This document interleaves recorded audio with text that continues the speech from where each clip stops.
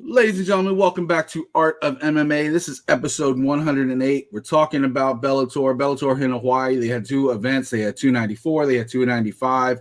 Some title fights on the line. We'll talk about that. Of course, Patchy Mix and the Grand Prix, all that stuff. And then we'll talk about the disappointment in the career of Ray Borg. Is it over? It might be. And then we're going to finish up with Sergei Pavlovich. Is he next in line, or should he be next in line? Are we still waiting on Stipe? We'll talk about all that. But, of course, I'm Mike Ginn. That's the mechanic, Brandon Catino. Brandon, how you doing today, buddy? Doing good, man. Ready to talk some mamas with you. Absolutely. And, of course, Brandon, if they want to find our gear, where do they go? FightersFirst.shop. That's the only place to go. That's right. Brandon's got a fight coming up on May 20th. Make sure you support Brandon. Get his merchandise. Get the Art of MMA merchandise today. Brandon's rocking the Art of MMA shirt. I actually have one of our old school graphic tees, the Chicago Made, on right now. Go ahead and check out FightersFirst.shop. Support the show. Support the brand. But let's get into the show today, Brandon. Right off the bat, Bellator had two cards last weekend. Bellator 294 on Friday night and 295 on Saturday night. Of course, 294 was headlined by Liz Carmouche defending her title, and then 295 was the Grand Prix final with Mix and Stots, as well as a bunch of other fights as well. Brandon, we're going to jump right into it. We're going to cover both cards, but we're going to start with 294 on Friday night. Main event, Liz Carmouche beats your girl Deanna Bennett. Deanna Bennett came in heavy once again. She missed weight again. Kind of pissed off Liz Carmouche. They already had a rivalry going back to their first fight. Of course, this was the second one. What did you think of this fight, and what happened? Yeah, man. I mean, it was a good fight. I mean, Deanna Bennett was actually, to me, she was winning. She was winning the fight. She was winning rounds 1, 2, and 3, and then boom, round 4, she just got caught with that arm triangle, and she was stuck. She was up against the cage and nowhere to go. And Liz Carmouche, man, like I said, she's still a strong person. And I'm saying, man, once she got those hands locked, it was lights out. I mean, Liz Carmouche might be the strongest, like you said, person in the flyweight division, men or women. Alex Soto was joking on our last episode of Crossing Borders about having Shorty Torres come to ringside for him, and he was hinting at it. He's like, and the best flyweight in the world. And I said, Liz Carmouche? And he's like, no, Shorty Torres. But it was funny. Like, Liz Carmouche was the first person to pop to mind. Look, Liz is a beast, and Liz is always going to be a beast. She's going to come with it no matter what. Deanna Bennett did look good early on. But, 5-round fight, you get caught once. We see it with, like, knockouts. We see it with submissions. You got to go all 5. You got to either stop somebody or go all 5. You can't let up one bit. And, Liz Carmouche gets a hold of you in any kind of submission, she squeezes until you don't breathe no more. And Deanna Bennett is a great fighter. She needs to get her weight issues under control or just finally go up a division. Like, she keeps flirting with these lower divisions. She can't make the weight. You say as a professional all the time, that's your number one job right off the bat is to make the weight. Otherwise, your opponent a lot of times considers it disrespect. In this case, Liz Carmouche keeps calling her a cheater because she says she does it on purpose. If Deanna Bennett had won this fight, she wouldn't have won the title. Mm-hmm. Liz Carmouche decided to put her title on the line anyway, but she didn't have to. If Liz had lost, the title would have been vacant. So that leaves a lot to be determined for that division. We'll kind of talk about what's next for it coming up on the next card because we kind of know now it's probably going to be McFarland and Carmouche, but we'll talk about that more in a second. Also on that card, Tim Johnson, and he just keeps on trucking. You keep thinking, here's this older heavyweight. This is going to be the last fight, and he just keeps on winning. What do you think of that one? Yeah, no, man, it was a good fight for Tim Johnson. Like I said, this was a show for the veterans and everything like that. And Tim Johnson also to a former veteran, just like Liz Carmouche. So, yeah. Good job on him on going out there and getting the job done. Yeah, a lot of people don't know Hawaii is home to a number of service members. Everybody obviously knows Pearl Harbor and all that situation, but they're still home to, I think 80,000 service members, 70,000 service members. So there's a lot in the islands of Hawaii stationed over there. Tim Johnson looked good. He slowed down Soma in every angle. Soma never really got going. I think he had I think I might have given him the last round, but really, I think Tim Johnson did enough to control that one. Yep. Sarah McMahon, I'm a huge Arlene Blinkow fan. But Sarah McMahon just controlled Arlene from start to finish with her wrestling. got her to the ground. Blencow was able to get up a few times, but McMahon took her right back down.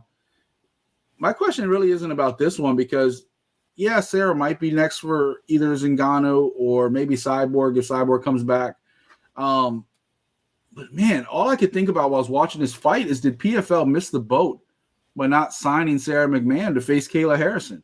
Because we were sitting there talking about a couple weeks ago what they're going to do with Kayla sitting there for a pay-per-view not happening yet. Here's another wrestler on an Olympic level, another grappler against Kayla's judo. That would have been a nice scrap. That would have been a nice competitive fight. I think Kayla might even have the advantage on Sarah because she can grapple with her, but also strike a little better than Sarah McMahon. But that would have been a really good test for Kayla Harrison. And Bellator snatched her up and strengthened their 145-pound division instead. I think that was a big get for Bellator. You know, Sarah's not young. Sarah's like 41, 42, but she is a competitor. She's an Olympian. She's, been through a lot through her life. If anybody knows Sarah McMahon's story with some of the tragic deaths she's had to deal with her brother and her first husband. But Sarah just keeps on coming, and Sarah's just such a competitor. So she had a really good performance. What did you think? Yeah, nice. Like I say, it was a good fight. Like I said, I'm a big Arlene Blencow fan as well. But yeah, man. But not Sarah McMahon just came out, did her thing. Really controlled rounds 1 and 2. Arlene Blencow came out hot, and the start of the third round, she caught Sarah McMahon, almost finished her. But McMahon recovered and took her down and controlled her and did what she had to do. But usually, like I said, but right there though, that's showing improvement from Sarah McMahon as well. Because before in her other fights, if she would have got caught like that, she would have got stopped. But this time, she fought through it and she was able to get her hand raised.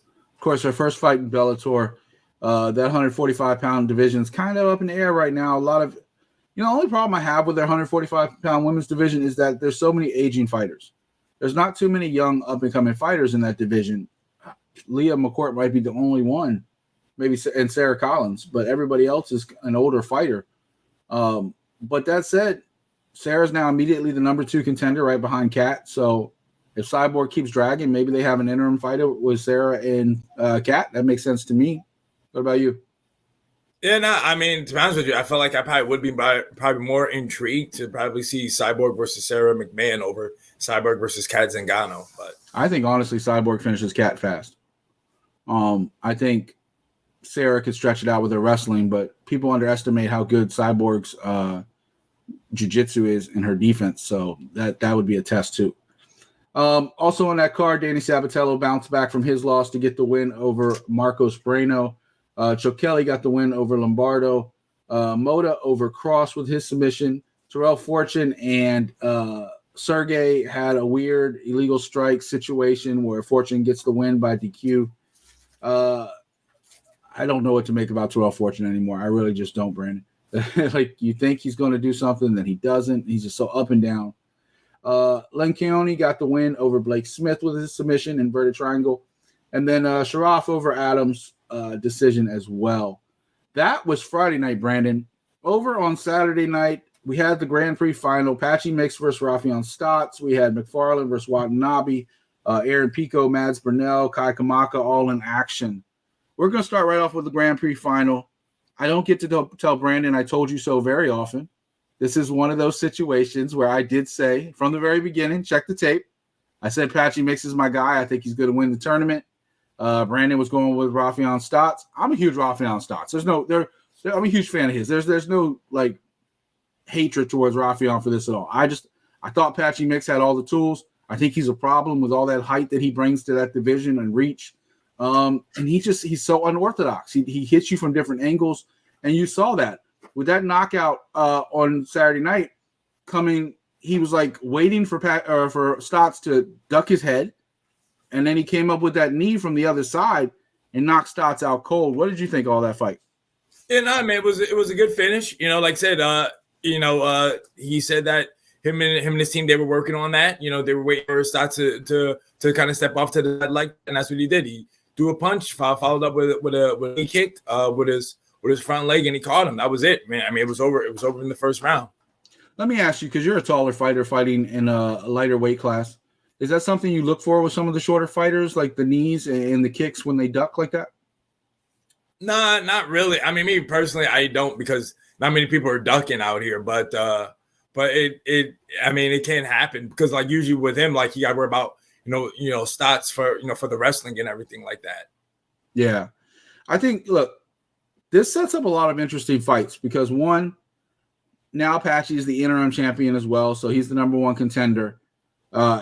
He doesn't really care if it's going to be Pettis or Pitbull coming out of that fight later in June, but he is leaning towards wanting to fight Pitbull just because of Pitbull's legacy in Bellator and his stature of one of the greatest of all time in Bellator.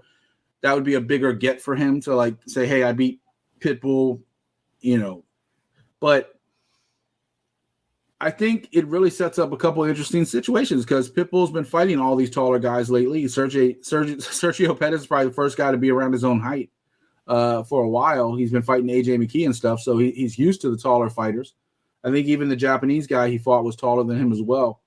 And then Pettis, Pettis coming off the injury, we have to see how he is, right? Like, you have to see how he bounces back from that injury, and he's going right into the fire against Patricio Pitbull. So no easy task there, but Patchy Mix looked great this whole thing from Horiguchi, Magomedov to Rafael Stots. I think people slept on him the whole way, and I'm not saying you, I'm just talking about in general. You listen to people like, oh, they picked against him almost every time.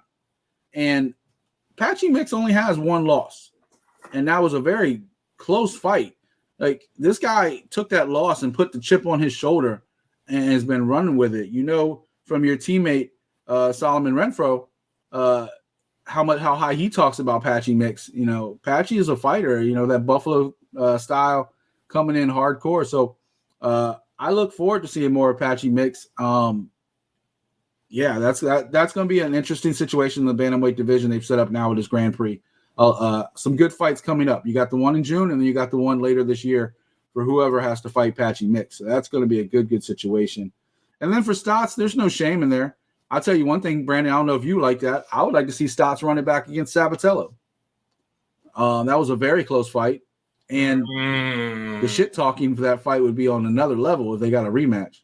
That fight was not close, man. Stots manhandled him on that one. I don't agree with that at all. I think that fight was razor close. Nah, sorry. I think Stots controlled the striking by far, but on the ground, Sabatello was definitely getting him down. He just couldn't do anything with it.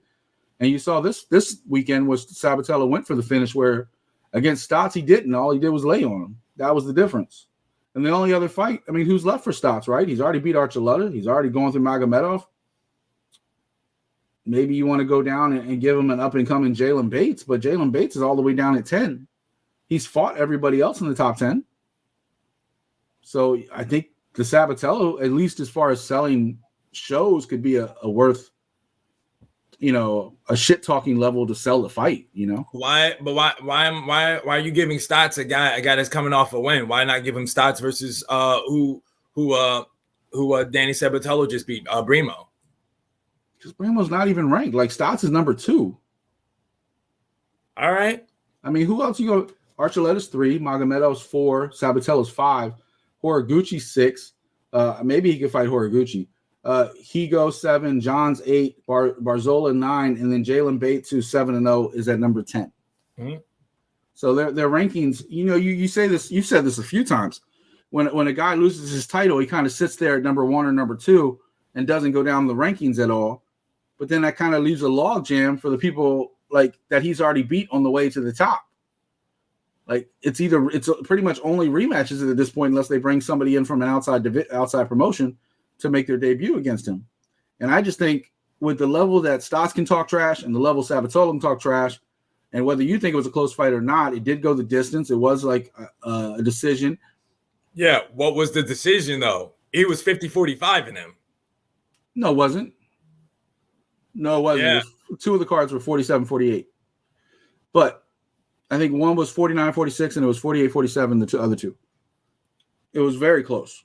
But the problem is Sabatello did not do anything when he got his positions. You saw him purposely go out and try to get the finish this time. So it definitely sets up an interesting thing. I don't know. Folks, tell us at home.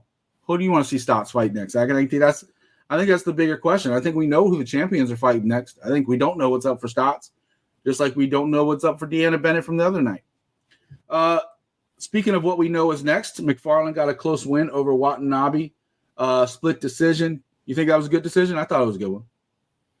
Yeah, I mean, it was an okay fight. So yeah, I mean, I think McFarland did do more. I think it's ironic because McFarland did more on her feet. She did more with her striking. She kept landing that right hand, whereas she's never really been known for her striking. That's kind of been a weakness. Of course, she called out Liz Carmouche after the fight for her final fight, maybe in Hawaii for the title, a title that she owned for 3-4 years, the inaugural flyweight champion. So that would be a nice finish to come back to Hawaii, get that done. Carmouche has been all about it. She actually called out McFarland, I think, after her last fight before this one. So it'll be interesting. We always said McFarland needed another good win. She got one. So I don't see much else. Velasquez is the number one contender, but she's already lost to Carmouche twice and gotten stopped twice.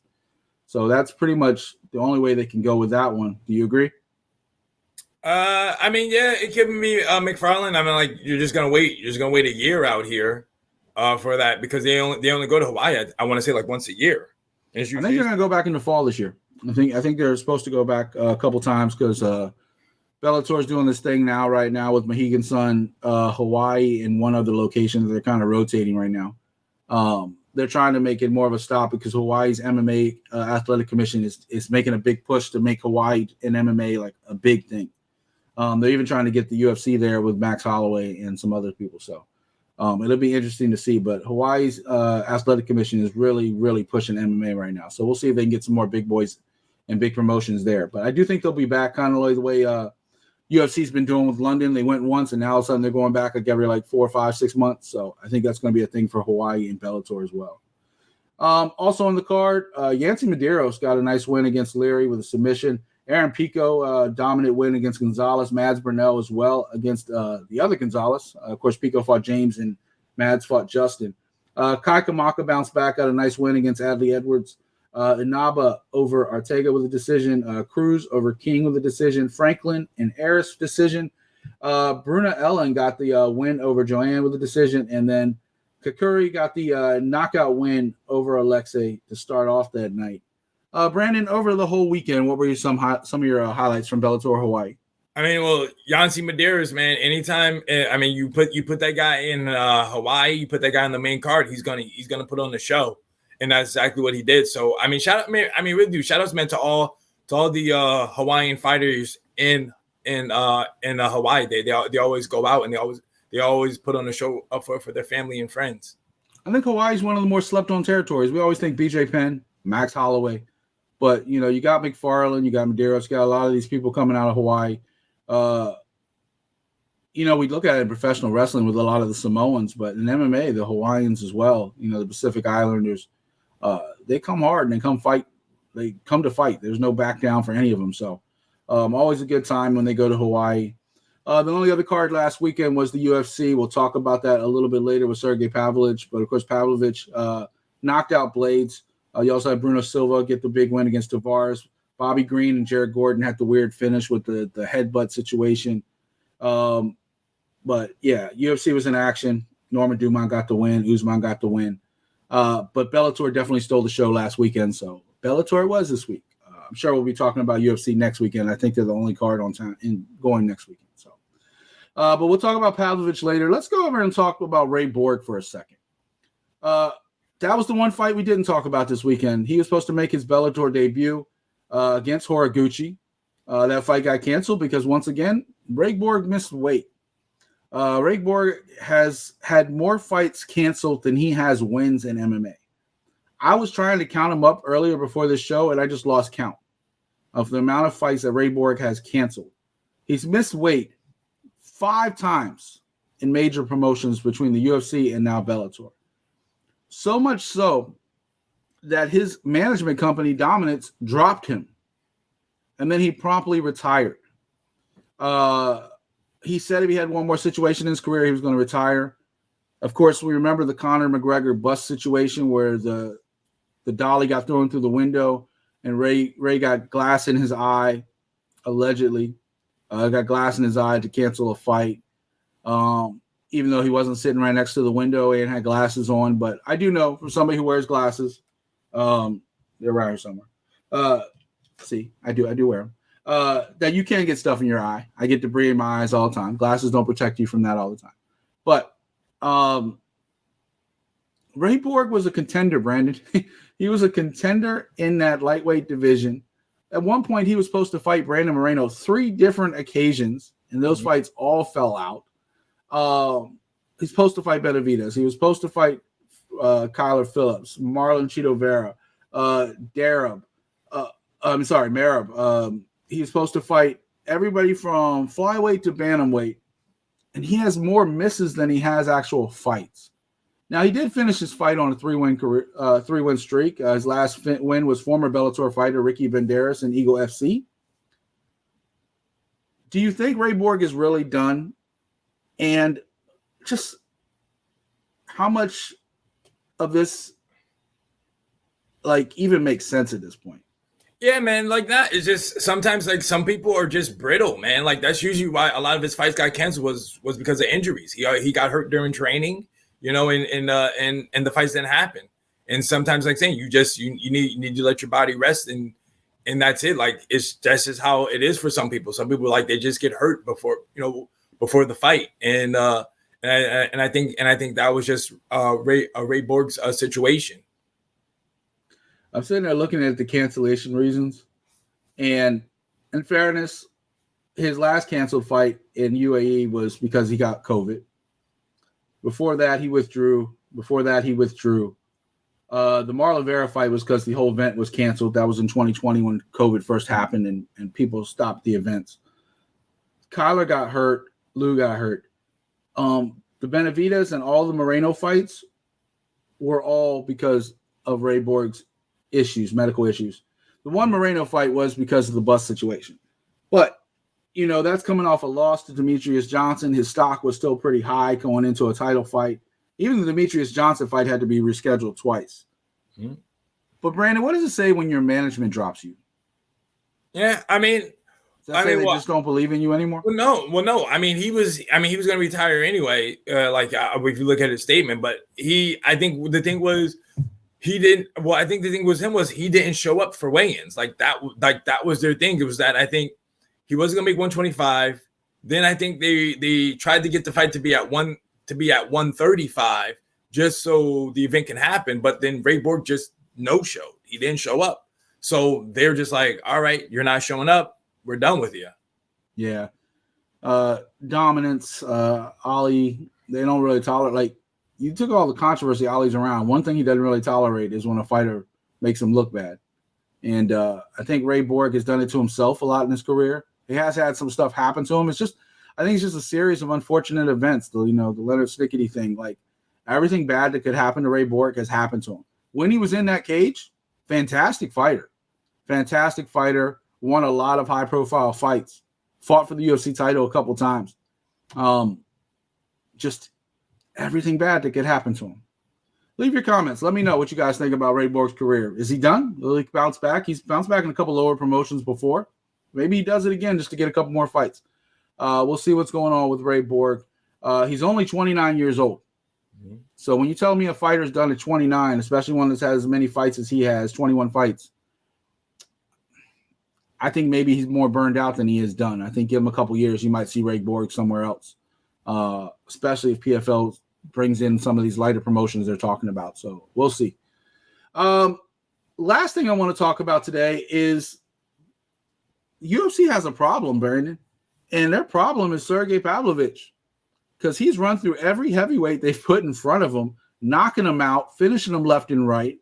Of course, John Jones called out Stipe because he wanted to fight one of the best ever. Stipe is holding out for more money because he feels undervalued.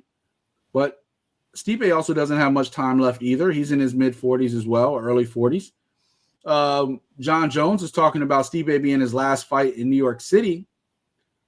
If Stipe can't make it to that fight, or they, for whatever reason, they can't finalize this fight, is Pavlovich next? Yeah, he is, because he's ranked number 2 now. I mean, this guy is literally just dominated. some reason, I don't even know why Cyril Gane's still ahead of this guy. Yeah. Cyril's been struggling lately, but every contender they've had, Derek Lewis, he knocked him out. Bam Bam Tai Tuivasa, knocked him out. Curtis Blades, knocked him out. Before that, you want to go to Shamil, Maurice Green, Gome. The last loss he has is when he got caught by Overeem back in 2018. And literally, that was his debut too, I believe. Yeah, and literally it was just like kind of a punch out of nowhere that kind of caught him coming in. Overeem, despite being on the downside of his career, even in 2018, it's still knockout power. Like that's not you got knocked out by a former champion. That's not bad. Other than that fight, yeah, it was his UFC debut on the Blades and Gane fight card. He's knocked out pretty much everybody he's ever been in that cage with. He's big. He's like huge as far as like stocky and muscle. He's 6'3", but I swear he looks taller. If he fights John Jones, what happens? Man, it's a good fight. I mean, he has the power, but the thing is, though, can he land on John? And can he stop John from getting the takedowns? Yeah, I mean, for one, if it's the John Jones we saw last fight, I think John has to come in a little better shape than he did against the Cyril Gane fight. I think Cyril Gane was just the easy matchup for John Jones. John Jones saw Cyril couldn't wrestle, and people don't really, I don't know if he realized this because Curtis Blades tried to take him down. He couldn't. Sergei has really good takedown defense. He also has a jab that keeps distance for these heavyweights. He has very long arms, and he keeps you that distance with that jab. That's a problem. That's what John Jones does to a lot of people. Kind of keeps that arm out there, always kind of like that. That's going to be a battle of attrition with those two. And if John stands with Sergei, that's going to be a problem. If John takes him down, I think John can control the fight with anybody because we've seen John Jones have world-class wrestling. It's just a matter if he can get him down. You saw how quickly he got Gane out of there when he got Gane down. The only fight that makes sense to me is the Cyril Gane fight. If John Jones and Stipe are going, maybe Pavlovich fights Gane. Maybe Pavlovich fights a returning Tom Aspinall when Tom comes back from his knee injury because he was supposed to be one of the top contenders coming as well. But I honestly don't think the Stipe fight's going to happen at this point. We've been talking about that fight for 3-4 years now. I just don't think it's going to happen. I'll ask you two final questions on this. Would you be up for Pavlovich having a number one contender fight with Cyril Gane, or should he wait? And do you think we see John Jones versus Stipe? To answer your first question, I would say no. What's the point? Like, if you're Pavlovich, like say you're just waiting for the title shot. You're the next person. Like I said, Gane is like nope. Gane is not getting a title shot anytime soon. Saying John Jones already went through him, so John Jones is the champ. So you don't have to worry about Cyril Gane getting another title shot anytime soon. He's got to go out and get W's. And then I would think the Stipe fight is gonna happen. I guess they're gonna maybe try to wait for it for MSG in November. Because that's what John Jones wants. So then basically to me, man, if that does happen and John Jones does win, I mean, he says he's going to retire. So then that means you're going to have a vacant title. And then you just have Pavlovich just wait for that. And then either way, he's getting a title shot. This reminds me of that time when the UFC heavyweight division had Randy Couture retiring, Tim Sylvia, and like it was just and you had Andrei Arlovsky and all these people coming in and out, and you just didn't know what was going on with the heavyweight division. And it didn't really get solidified until, Brock Lesnar came in and kind of, bless you. Brock Lesnar came in and kind of got some things going. Cain Velasquez came in, kind of stabilized the division for a little while. And Stipe stabilized that division and made it kind of more mainstream. Of course, Ngannou won, then Ngannou left. John Jones won it. Now John Jones is threatening to retire.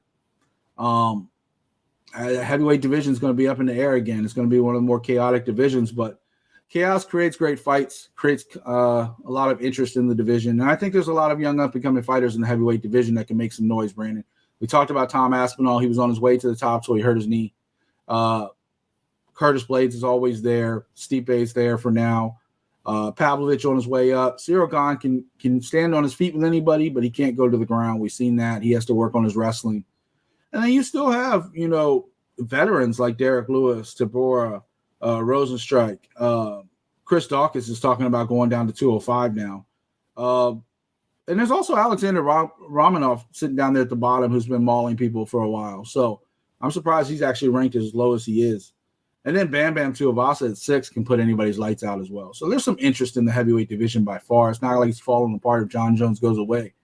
But it's going to be hard to find somebody to have the selling power of a John Jones right now unless somebody develops into a star over the next however many months.